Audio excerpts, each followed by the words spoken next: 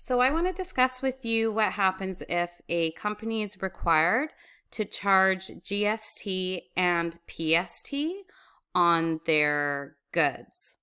And so if they have to charge GST, they have to charge their customers an additional 5% on top of the sales price. And then that amount will go to the receiver general.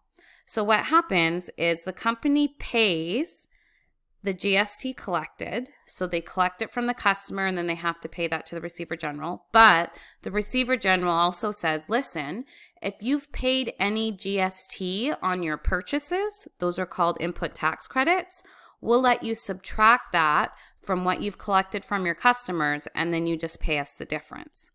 Now with PST, it works a little bit different. So it actually goes to the Ministry of Finance. So this is a different government body than the Receiver General. And now their rules also act a little bit differently as well. So they'll tell us we have to charge PST to our customers, and that's at 7% in BC. But they don't let us claim back any PST paid. Instead, what happens is companies will apply for the PST number and then they'll have an exemption. So if they're dealing with the supplier won't charge them PST. So that's just the workaround with that. So then whatever is collected will be submitted to the Ministry of Finance. So we'll just work through a problem assuming that the company has to pay GST and PST. Okay, so here's our scenario. Pretend we're in the business of buying and selling yoga pants. So we buy our yoga pants from our supplier for $3,000. They also charge us GST, and they're not charging us the PST because we have a PST number, so we're exempt from that. And then we'll go ahead and sell the yoga pants to our customers with PST and GST. So this is what it would look like. So if we're going to purchase the yoga pants, we want to put them into our inventory first. So we'll put them in at $3,000. Now, I want to get this GST back, which is 5%. So I'm going to create a new account called GST ITC. So that's your input tax credits. So that's just 5% of the inventory amount. So that's $150. And then when I add those together, this is how much I owe my supplier.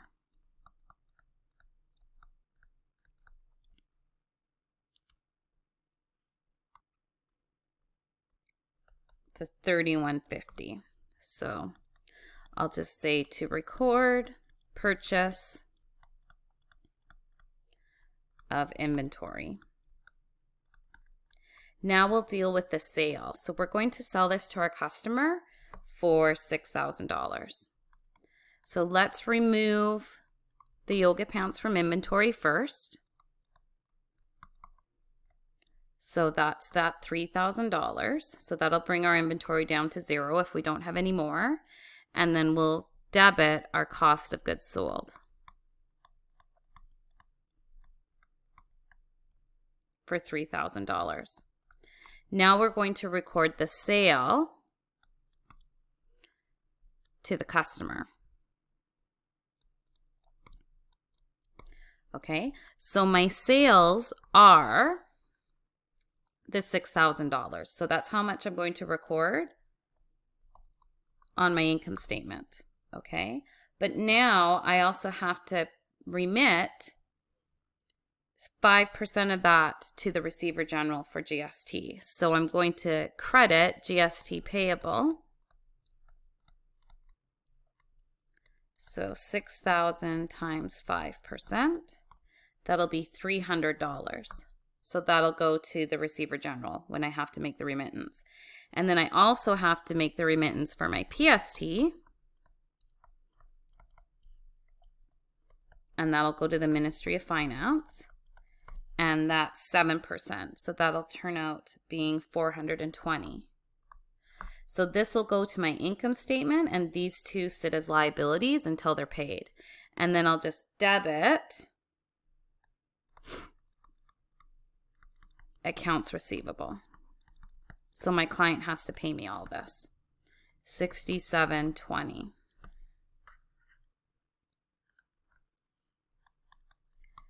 To record sale of yoga pants. So now what I'll do is I'll settle up with the Ministry of Finance. So I'm going to go ahead and pay this $420. So I'll debit the PST payable. And usually with PST, the most frequent remittance is monthly. So that's $420, and I'll credit cash. $420. So that's to record PST to Ministry of Finance. And what they usually make you do is they make you fill out a PST return, and you can do that easily by just filing it online. And now I'll make the payment to the Receiver General. So I'm going to debit. So there's a couple accounts here. So this GST payable account was what I created from the GST that I collected from the customer. So I'll debit that for $300, and then that gets rid of that. And then I'm going to credit my input tax credit account. So that was the amount that I had to pay to my supplier. So GST input tax credit of $150. So then I just have to remit the difference, which is the $300 that I received from the customer minus the $150 that I had to pay to my supplier. So I'll owe $150 to the Receiver General. So to record GST to Receiver General. And again, I think the most frequent filing is quarterly. You could also do it yearly, and sometimes if you generate enough sales, you have to do it monthly. And you can do this easily online as well and just file it and then make your remittance.